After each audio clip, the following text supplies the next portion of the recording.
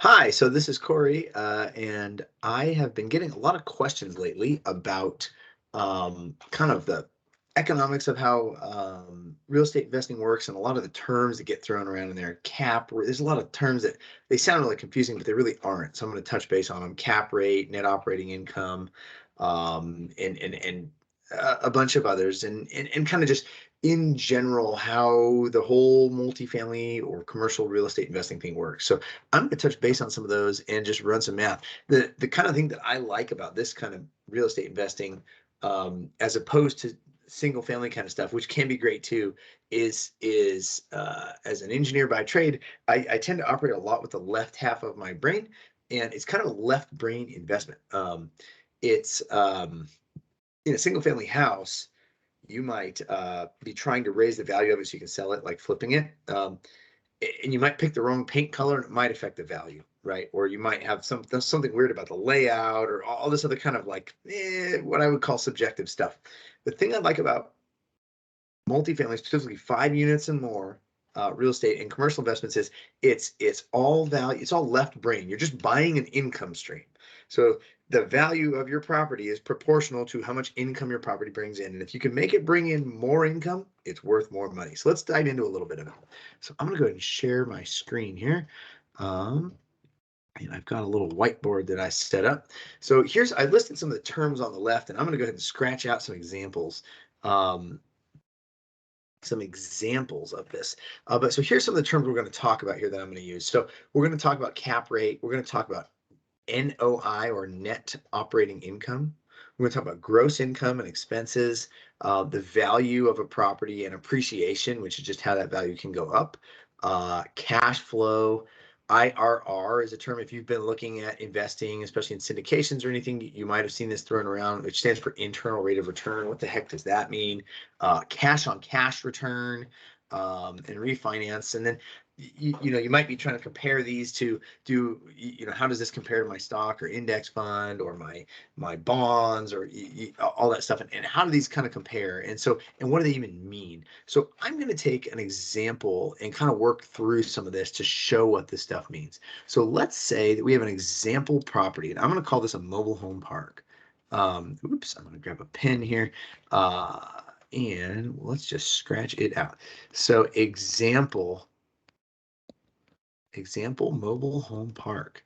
And we are going to say that we're buying this park for $1 million. I'm going to stop to put my pinky to my mouth for a sec, do my Dr. Evil impression. So our purchase price,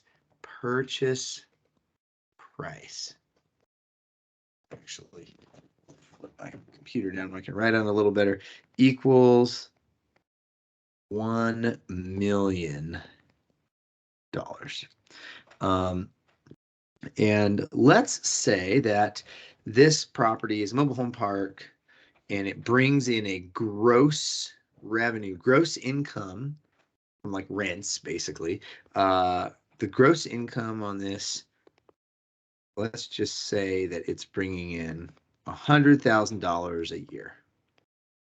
$100,000 a year, but we have expenses, right? You have property taxes, you're going to have some management fees. You probably got you got water and sewer, and maybe you bill that back, but there's going to be some, maybe there's a clogged main sewer line that you got to have someone dig up at some point. There's always expenses, right? There's going to be landscaping. So let's say that our expenses for the year, typically mobile home parks run 30 to 40% expense ratio. So you'd expect expenses, if it's bringing in 100 grand, you'd expect 30 to 40 grand. But for nice simple math here, I'm going to just say, let's say that we've got $50,000. $50,000. So every year you're bringing $100,000 in rent, but you spend 50 in expenses. And important point here, this is operating expenses. This does not include your loan service, like your mortgage payment on your loan on the property.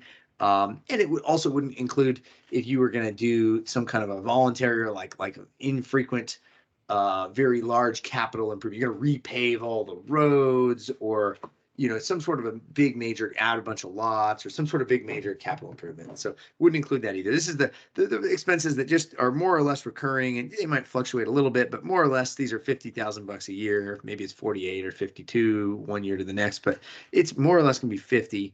And your gross income is more or less going to be 100 because your rents are what they are. Maybe you have a vacancy of 50 pads or something, and you might have a vacancy from time to time. But more or less you're bringing in 100 a year. It should be fairly consistent. So if you just subtract the gross income from the expenses, you're going to get what we are going to call the net operating income. 100,000 minus 50,000 is 50,000. You have 50,000 left over after you pay your expenses. So that's your gross income, your expenses, and your net income. Now you know what that is. Super simple. Net income is just gross income minus expenses, minus operating expenses, I should say. So now, okay, you got a park. It's bringing in 50 grand a year. And if you paid all cash for this park for $1 million, you would, your cash flow would be 50,000 a year. I'll get into the cash flow in a second. We haven't talked about mortgage payment though, so your cash flow's got to account for that. So, so let's do that. Let's say that you took a loan out, and I'm gonna just say I'm gonna do this like over here in green. Let's say that your loan, let's say it was a 70% loan to value. So you got, a $700,000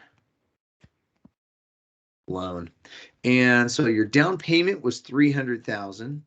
Down payment was 300,000. And let's say that you had closing costs and you want to keep some reserves and operating accounts, and maybe you wanted to spruce the place up and make it look nice and put some fencing and signage and maybe some other stuff like that. Maybe there was a park-owned home or two that you needed to rehab that you're going to sell, which is nice. You have some home sales income, which we won't include anywhere in here. But anyway, let's just say that your total, so extra, I don't know, extra, I'm just going to call it extra. This is all of that other stuff together was maybe, let's just say it was $100,000. This depends on property to property, but so your total cash that you put into the deal is 400,000 into the deal. That's how much you're in for, and you took a loan for 700,000, and you got this property that you bought for $1 million. So now I'm going to go back to my blue over here, and so let's say that on that, and I don't know what the terms would work out to here as far as interest rate and amortization period and all that stuff varies, but let's just say that our loan interest, the annual amount we're going to pay on that, let's call it 30 grand. And let's say that the principal portion of the payment, let's say it's $10,000. I'm just using some round numbers here. These could obviously vary all over the place, but this is just an example. So, so let's say that that's what it was. So your NOI, your park's bringing in, your park without any loan or anything is bringing in 50 grand a year, but you got 30 in interest and 10 in principal. That's 40. So at the end of that, at the end of the day, if you subtract out this stuff, you got 10,000 bucks left over. So this is what we call cash flow. This is what everybody wants, right? This is how you can, this is mailbox money, if you will. This is money that is going to come in. You're not working dollars per hour for this. This is coming in. This is cash flow, the money in your pocket. Your park's bringing in 50, your mortgage payment's 40, you got 10 left over, sweet, 10 grand in your pocket. Awesome. Sort of awesome. We'll get into the returns in a second. We'll show you how this could be better. So that's what the cash flow is. So now we've defined cash flow. Whoop, there, we took care of that one. Pretty easy, right? You just take out you take your NOI, which we already defined, and you just take out the loan payment, and now you got your cash flow. So what is all the rest of this stuff? So cap rate. Let's talk about cap rate. Cap rate is how a commercial property is valued. Basically, any multifamily 5 units or more, or any other commercial, industrial, whatever, retail, they're all just valued on cap rate. And all it is it's just saying that your property is worth, it's just people are buying an income stream. So, and different types of property have different cap rates based on, how safe the income stream is or how desirable the property is. So the low, one of the key takeaways here is the lower the cap rate, the higher the value of the property. So like a really high-end apartment complex might be at a 3% cap rate, which would be really low cap rate. And I'll define cap rate in a second here. But and then like, if it's not as nice, maybe it's a 4 or 5, 6. If it's like 50% vacancy, the building needs a whole bunch of maintenance, and the people who do live there are dealing drugs and doing a bunch of crime, maybe it's a 10 or 12% cap rate. If you see cap rates like that, you might want to think twice, because there's probably something wrong with the place, right? But so the cap rate is just a reflection of that. So what is cap rate? I'm just gonna grab a black pen down here. Cap rate. Here's the equation. It equals NOI divided by purchase price. And cap rate's actually super cool. This is where this is going to get pretty interesting if you can stick with me. We got a little more tricky math here. We have, oh no, division. Oh my. But it's really not that bad. None of this stuff is that bad. So cap rate equals NOI. We're gonna do a little algebra here too, which is fun. So cap rate equals NOI divided by purchase price. So let's calculate that up here. Our NOI, what do we say it was? Our NOI, it's $50,000. And what's our purchase price? $1 million. So if we take the 50,000 and we take the million, let's just draw a little arrow right over there. Boop. We take the 50 divided by $1 million. Our cap rate is 0.05 or 5%. So it's a 5% cap rate. And I sort of picked these numbers on purpose because this is a typical cap rate for a mobile home park in Idaho. Some other states are different. Michigan, I think, is more like a 6 or a 6.5 right now. Nationwide, they're, if it's a park that's operating well, there's nothing wrong with it, and it's a largely tenant-owned homes, between 5 and 7% nationwide. If you start adding in park-owned homes and stuff, which is a whole nother topic, then they can vary. Or if there's something wrong with the park, once again, if it's full of drug dealers or only 50% vacancy or something, then it can be a much higher cap rate, 10, 12. But you got to be careful with those. So nationwide, anyway, if it's like a decent park that's mostly full in a good area, 5 to 7%, depending on where you are in the country. In this case, it's a 5% cap rate. So who cares, right? Like, okay, so we can divide the NOI by the purchase price and it says 5%. What does that mean? Well, first of it means if you bought it with no loan, that would be your cash on cash return, which we'll get to in a second. But the cooler thing about cap rate is when we apply a very tiny bit of algebra to it. It's an equation. Cap rate equals NOI divided by purchase price. So because it's an equation and we know algebra, we can solve for any variable in the equation. So let's solve for purchase price. So if we multiply both sides by purchase price, divide both sides by cap rate, we end up with the purchase price, otherwise known as the value of your property, is equal to the NOI divided by the cap rate. And so the cap rate is going to be is what it is for a certain type of property in a certain area. It kind of is what it is. If you are an appraiser, this is how you're going to calculate the value of the property. You're going to take the financials that you get from whoever's got the owner of the property and get their NOI, and you're going to look at a bunch of comps from recent sales to see what cap rate they sold at. And you're going to say that one was a 5.5, that one was a 5.2, that one was a 4.9, that was a 4.5. I don't know, whatever cap rates all the ones sold at. You're going to say, okay, you're going to come up with some sort of a cap rate that you think is the correct cap rate to apply here. And then you're going to take the NOI divided by the cap rate. And as the appraiser, that's how you're going to come up with the purchase price. They have a few other methods, but this is the main one. So what does this mean? We can't control cap rate. It can fluctuate with the market, but otherwise, it just kind of is what it is. We can't really control that. But the really, really cool thing is that this guy right here, the NOI, we control that. When we own the park, we control that, because remember what NOI is? It's just gross income minus operating expenses. So if you can make the gross income go up or the operating expenses go down, you will increase the NOI. And if we come back to our equation here, the cap rate is what it is. It's sort of not always fixed. It fluctuates over time with the economy, but it's somewhat fixed. If you can control the NOI, if you can make the NOI go up, you make the purchase price or the value of your property go up. So pretty neat thing. So, and let me do a little illustration here to show you why. So I'm going to switch back to red. So let's say that in our property here, we bought this property knowing that we were going to be able to reduce the expenses and increase the gross income. Let's say that we filled in some vacant pads, and the rent was under market, sort of like the Arizona property that we've got right now has some vacant pads. We're filling the lot rent. When we got it was $265. The identical park that's totally full down a mile away is at $420 for their lot rent. So we're way under market. There's a whole bunch of other parks in the area we comped as well. We're way under market with the lot rent. So we know we can go up in lot rent. The demand is super high. And we can fill in lots, and the previous owner, so we can raise the gross income.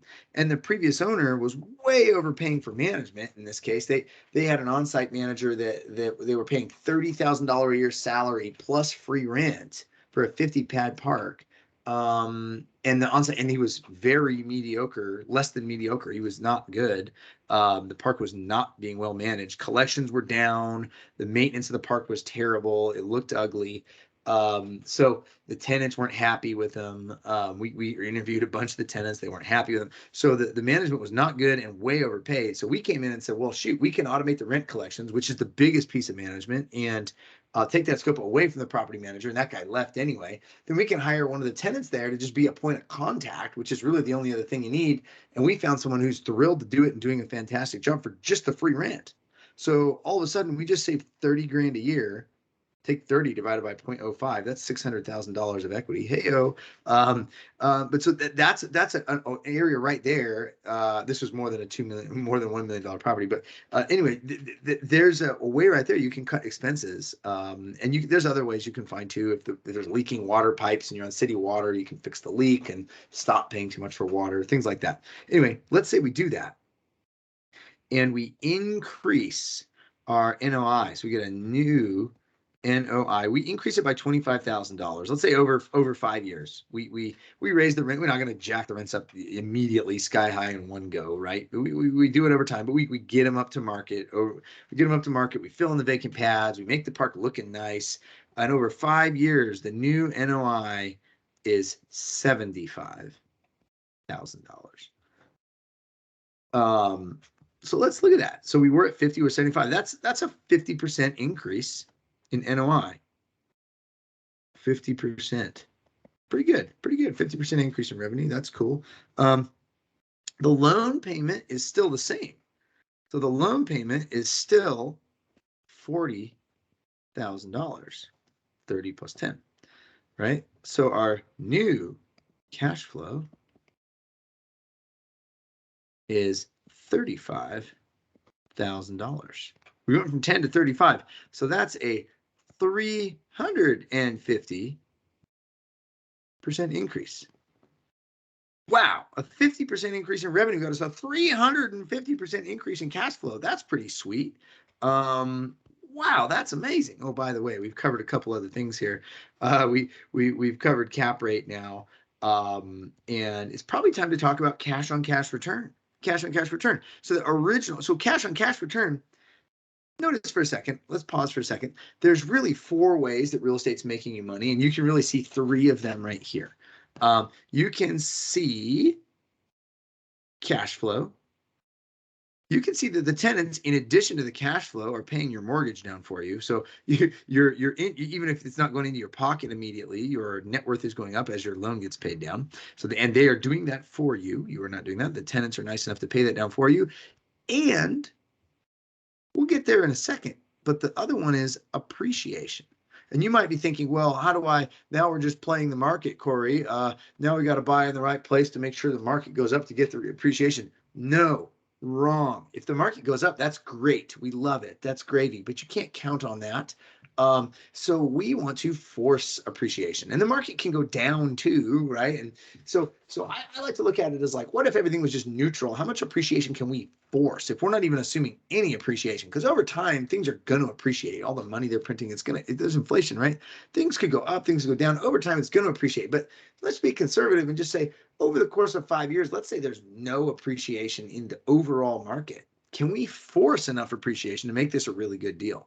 And this is where this cap rate is going to be our friend here in a second. But so these three things here, you got the loan pay down, the cash flow, and appreciation, which we'll get to in a second, are the three of the four. And tax savings is the other one, because I'm not going to get into it now, but there's a bunch of tax advantages to real estate investing as well. Those are the four ways that real estate kind of makes you money. So cash on cash return only accounts for the cash flow, one of the four. So C on C return, cash on cash, would be, in this case, originally would be 10,000 over we put in 400,000 of cash, of 400. So you'd have a 2.5%. Not that great cash on cash return. And you must be thinking like, oh man, I can do way better than that. Like that's almost like a bond return. Remember, that's not the only way though. It's actually maybe the smallest of the four as far as portion of the return, but it's just nice because that's the part that goes into your pocket. But look at this. Our new cash on cash, after we add this value, C on C, is 35K over 400. Which, oh shoot, I should have had this written down ahead of time. I believe that's going to be, is it 8.8? Let's see, 35 over 400. That's 8.8. Is 8.8%. So now when you start comparing this to stocks, a lot of people will use the 4% rule, which you can do some Googling about or ask me. I'm happy to talk about it too, where if you take your stock portfolio, you can live on 4% of it reliably forever. Well, gosh, now at this point, you've got 8.8%. You got more than double that coming out of here. We don't have to sell any assets. The 4% rule with stocks, you're selling some of your assets, right, to get that to work. That's not just living off dividends. So now we're looking really good on the cash on cash side, 8.8%. And we're not even accounting for the loan principal or the appreciation yet. So that's what cash on cash return is. It's just the cash flow divided by the cash you've got in it. So you got to take that one with a grain of salt. Like, don't say like, oh, that's my return. That's not your whole return. That's just one out of four pieces, and it's the smallest of the four. But that's what that is. A lot of people talk about cash on cash return. We like to aim for 5% minimum year one. So we like to be able to see like, can we get to the 5? Even if the initial looks like it's 2.5, maybe we can raise some rents and get to the 5. That's our kind of our one of our metrics. Year one, we want to hit 5% cash on cash. So that's what cash on cash is.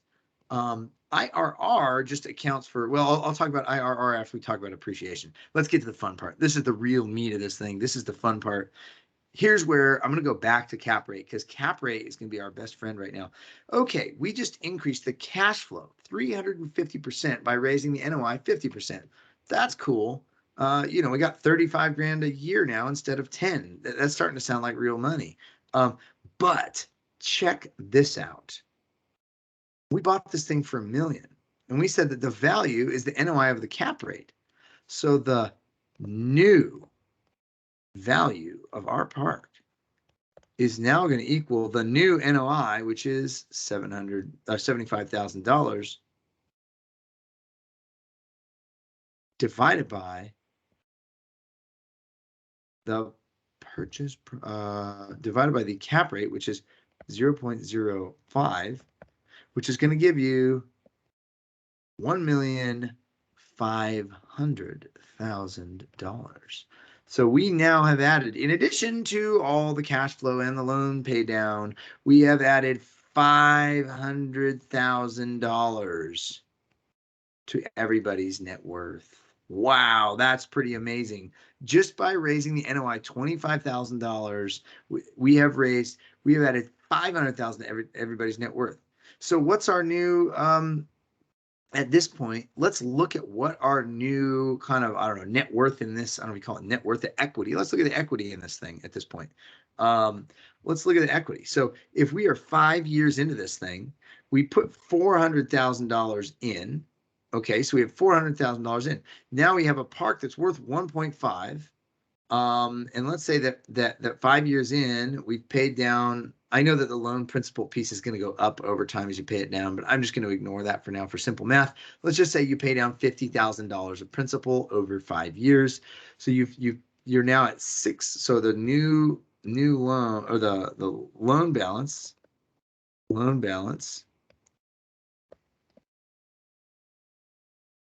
is now 650 because you paid it down. Whoops, is now $650,000 because you paid it down. Um, and so our equity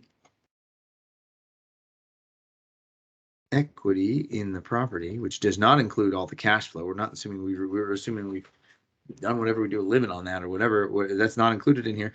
Our equity in the property is going to be, so what is that, 750, right? No, 850. 850 is 850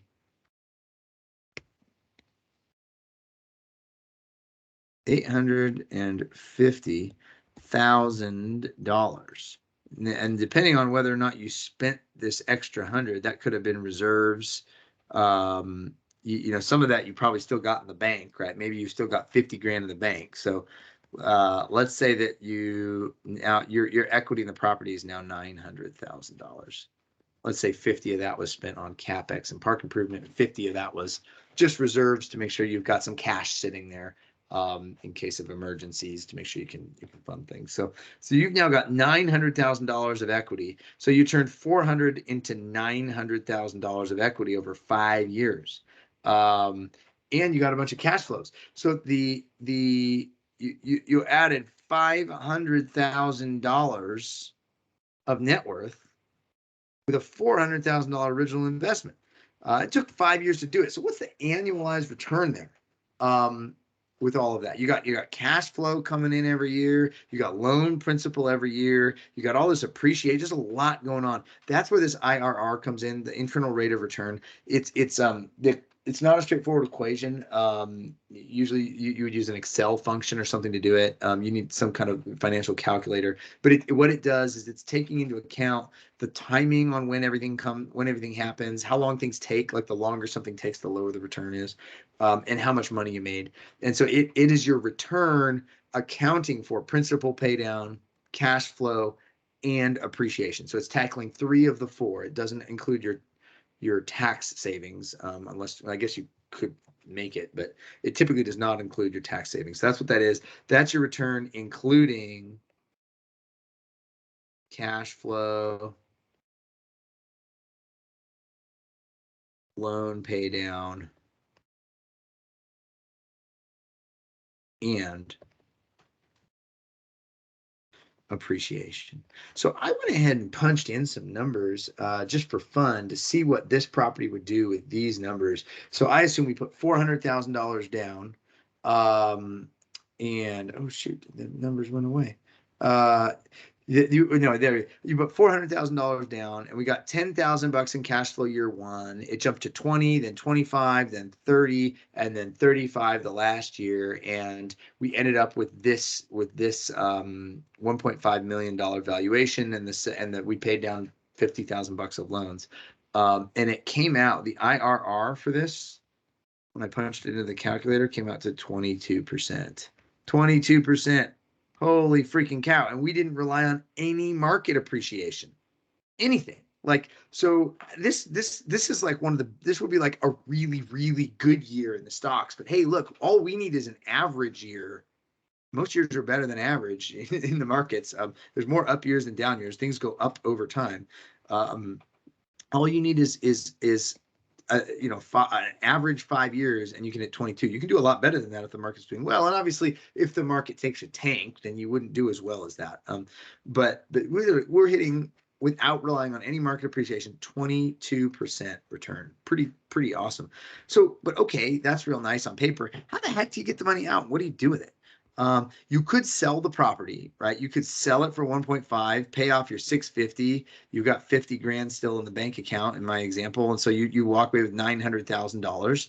And that's all jolly. But then you'd have capital gains tax to deal with, and maybe you could you'd have to do a 1031 exchange, or maybe you reinvest it, or maybe just pay the tax. You're going to have a pretty hefty capital gains bill that you've got to do something with if you do that. Another option, and my favorite option here, is actually, we talked about value and appreciation. We're on to the last one here, to refinance. So check this out. We have a lender who's willing to lend on mobile home parks at 70% loan to value. Let's just get an appraiser to agree with us that the value is oh boy, I'm just going to rewrite that. That the value is 1,500,000. We've raised the revenue, the cap rate's the same. Let's get an appraiser to agree with that. And so once we do that, then we can go get the bank to give us a loan for 70% of that value. 70% of 1,500,000, which is 0.7 times 1.5 million is $1,050,000. So they could give us a loan of $1,050,000. Well, that's sweet. And then we're going to pay off the old loan with that, obviously. So what we're left with is $400,000, a check for $400,000, which in this example, it doesn't always work out this way. In this example is exactly what we put in on the property. We just got our money back, and we didn't have to sell the property, and there's no taxes on it because it's not a sale, it's a loan. Wow, that's pretty freaking awesome. And we still own the property, and it's still going to cash flow. Assuming you got the same terms on the loan, you just have a 1.5 times bigger loan. You would now have, instead of a $40,000 loan payment, you would have a $60,000 loan payment. So your cash flow would be your 75. Let's pick another color here. Minus a $60,000 loan payment. So your cash flow would now be a little smaller, 15,000, but that's okay because your rents are going to continue to at least keep up with inflation. And we saw earlier that even modest increases in the NOI lead to huge increases in cash flow as long as you're leveraged. So this 15,000 number is going to go up pretty quickly. So it's not going to stay 15 for a while. It's going to zip right back up to a nice number over the course of a couple of years. And we got $400,000 out. So what the heck do we do with that? Well, let's go find another park. Heck yeah. Another property. We just recycled our capital. We didn't have to save up any more money. Of course, hopefully we did, and we bought another park in the meantime to do some more of this. But we didn't have to save up any more money in this example. We just took all of our money back out. We still own the property. It's still going to cash flow for us from now until the rest of our lives, until we leave it to whoever the heck we leave all our stuff to when we die. Right? And now we can use that money to buy another property. How freaking awesome is that? And now, let's say we get the same terms on the other property. Year one, that's going to be $10,000 of cash flow, right? So the 10 plus we've got the 15 from the property we've already got. So we're at 25. So our cash flow dipped from 35 to 25. But now, over the course of those 5 years, the 10 is going to change to 35, and the 15, I don't know what that's going to change to.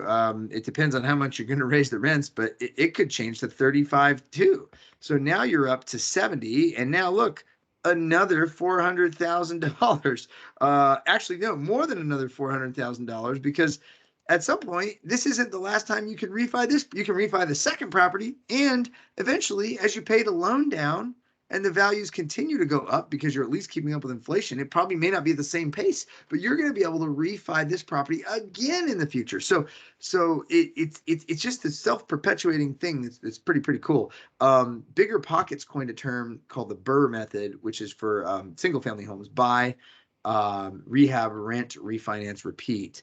So it doesn't fully apply to multifamily. So we're calling ours the FAIR method. So this is find. Oh, you're going to see how bad my spelling is here. See if I can do it. Acquire, I think there might have supposed to have been a C there. Improve, which is effectively adding to the NOI. Refinance, return capital. So basically, if you have investors like giving everyone's money back, or at least a large portion of it, doesn't always work out to 100%. You might get our targets, once again, as far as our projections, we aim to be able to return at least 70% of the capital at the year 5 refi, and repeat. That is it. That's the plan. That's what's so freaking cool. You can take the same piece of money and just recycle it. If you're a nerd like me, and you can do math like this, I don't know. I get really excited. So anyway, love to chat with y'all. If anybody wants to get together, I'm in for some coffee or whatnot. And let me go back to my screen here. Ciao.